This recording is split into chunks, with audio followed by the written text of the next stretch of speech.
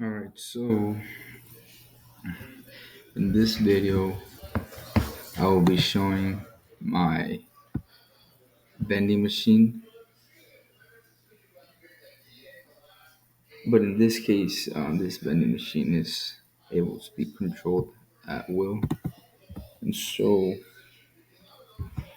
here we have the inputs, which are nickel, dime, quarter, and then our product select, and then our coin return,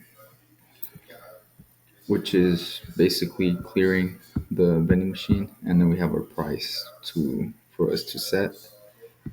And then here we have our asynchronous one shot, which allows for the delay in the vending machine in order for it to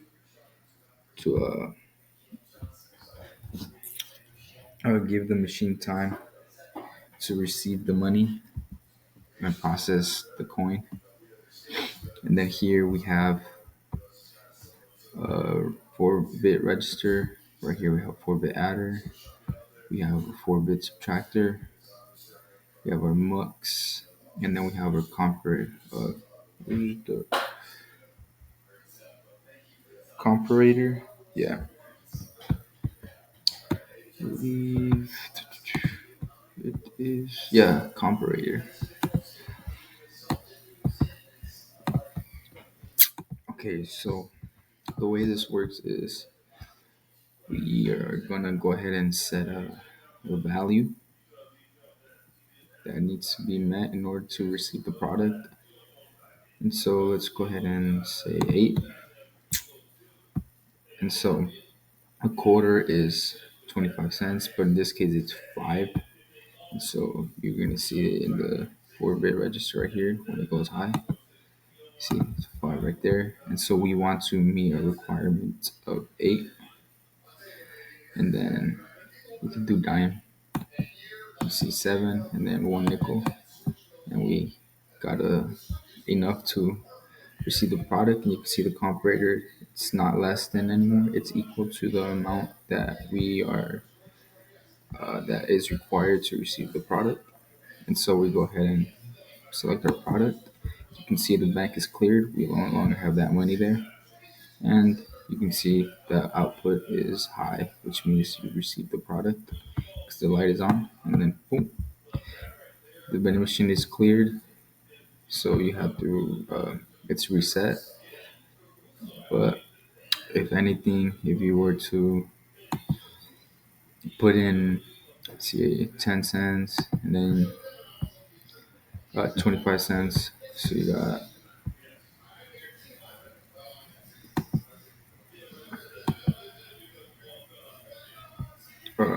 a total of 35 cents, but you decide that you don't want the product anymore, go ahead and just return the coin, and that clears the vending machine, and you receive your money back. Or the way you can also, if you were to accidentally say that, let's say you put 75, let's say you put 60 cents in, and it's only asking for, let's see, um, only asking for 50.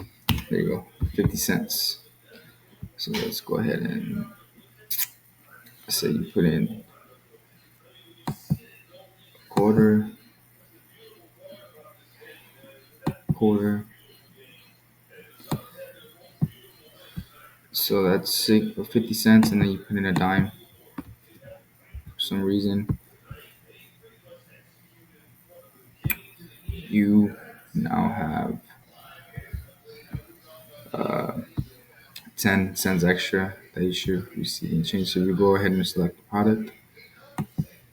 You can see you still have the 10 cents left over right here. And you receive the product. And if you want to receive your money back or get the money back, you press the coin return button and then you receive your money. Or you can go ahead and say it's 50 cents. So you have, 10 cents in there. Go ahead and add 4 dimes.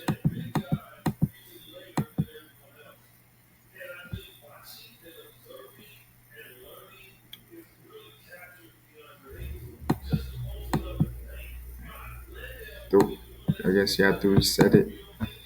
So yeah, you'd have to get your money back and then redo everything with the 10 cents in order to get the product. You can't just keep on adding into it. But at least you get your money back instead of just having the machine eat it. So that's pretty neat. And then, so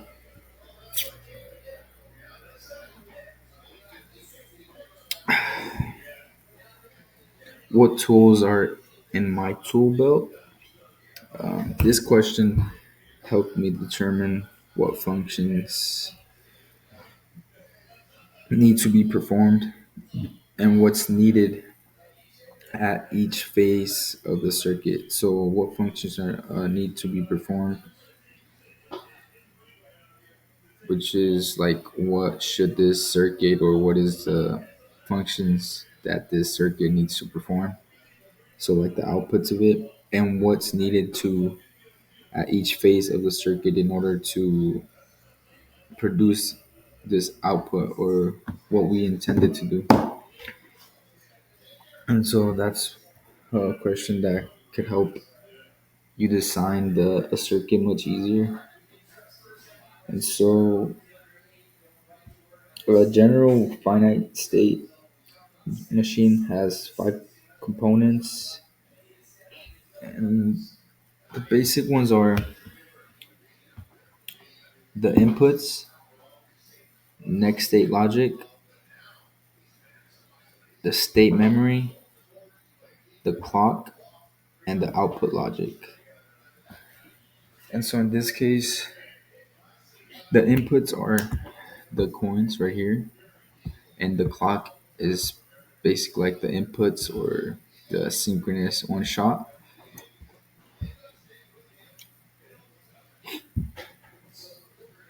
And then the next state logic or the state memory is basically the register that keeps track of all the inputs.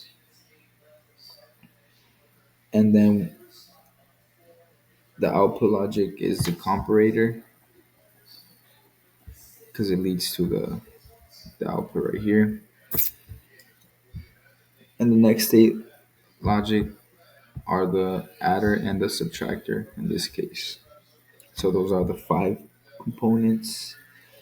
Those, I mean, these could be counted as just one because it's only doing one at a time. So, and then I believe this is a mealy machine due to the fact that it has a final output value. And so in this case, we choose the final output value that we want, and it doesn't continue after that. It resets basically. So it also determines the output is determined by its current state and the current outputs that are being inserted into the vending machine or the circuit.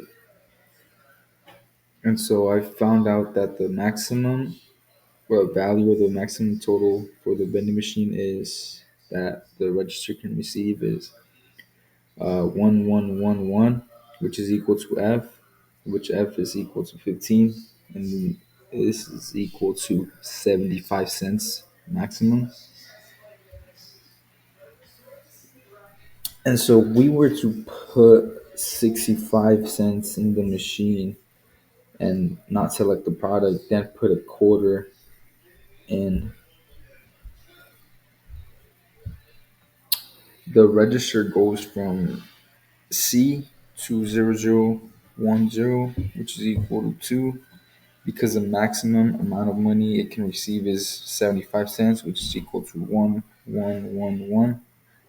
And so let's go ahead and just show it real quick. So let's say we go ahead and put 65 cents. So 1, 2, 50 cents. We put a dime, 60 cents. We put a nickel, 65 cents. So I guess it's a C. But so from here, if we add a quarter again. Oh no, it was 60 cents. So yeah, let's just reset it. So it's 50 cents, then 10 cents. So it's 60. So it's a C. Yeah, and then we're to add a quarter.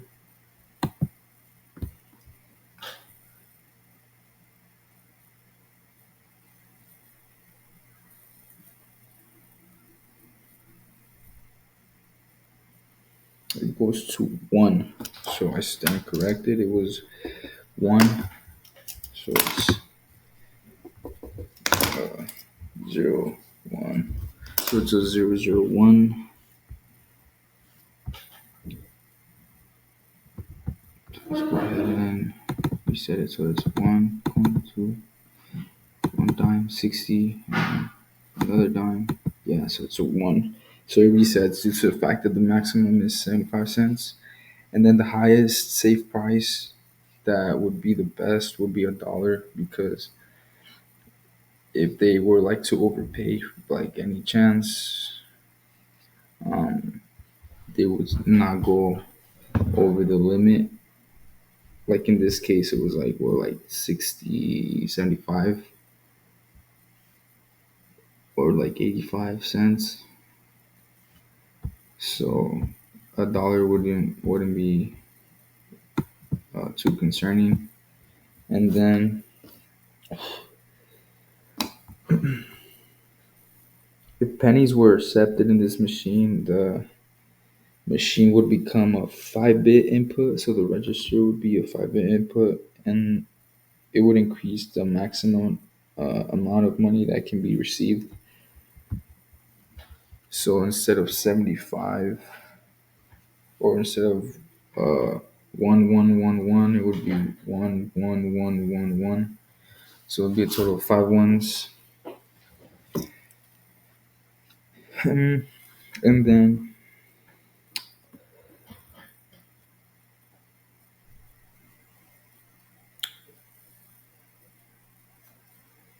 if the machine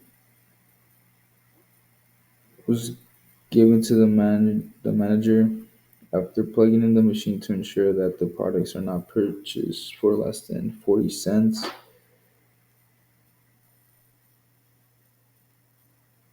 Well, upon the restart of the machine, it has incorrect value stored in the register. So in future product sales, um, they would be undersold due to the fact that the register has incorrect values stored in it.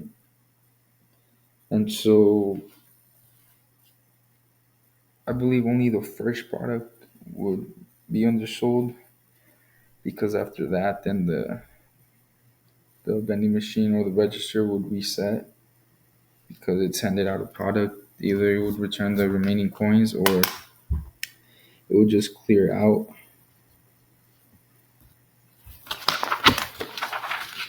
And then if we were to temporarily disconnect the synchronous one shot right here, let's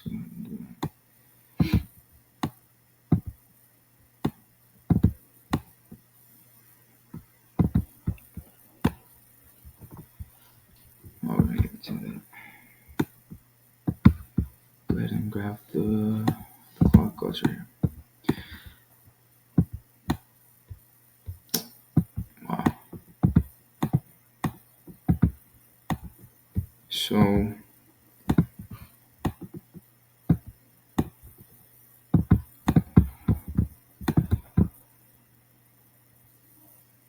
reset it. All right, so we have to put a nickel. You can see that it just keeps going up by 1, so it won't be nonstop. And so if we were to put a high peak clock, a high input clock. It will keep adding into the register again and again. It has no consistent times for when the coins will be added, and the fast clock can't count one coin multiple times. And so the purpose of the delay device is to temporarily be put into an unstable state. It has one stable state and it can be put into its unstable state temporarily. And it holds it long enough after the coin has been dropped in order for the machine to process it, or any coin that's been dropped. And the OR gate that is connected to this one shot or this asynchronous one shot allows any new coin to trigger the one shot. And so, last but not least,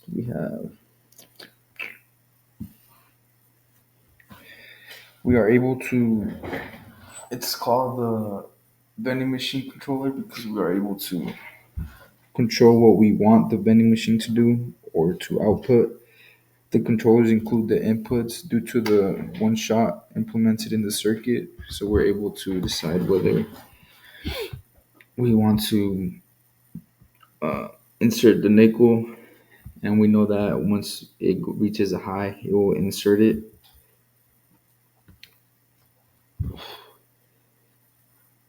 So it's basically like the clock and the input in one. And I believe that mechanical engineers and electrical engineers would work on the vending machine components, on any of these components, in order to have an efficient and compliant working, uh, a compliant vending machine to produce the outputs that are intended.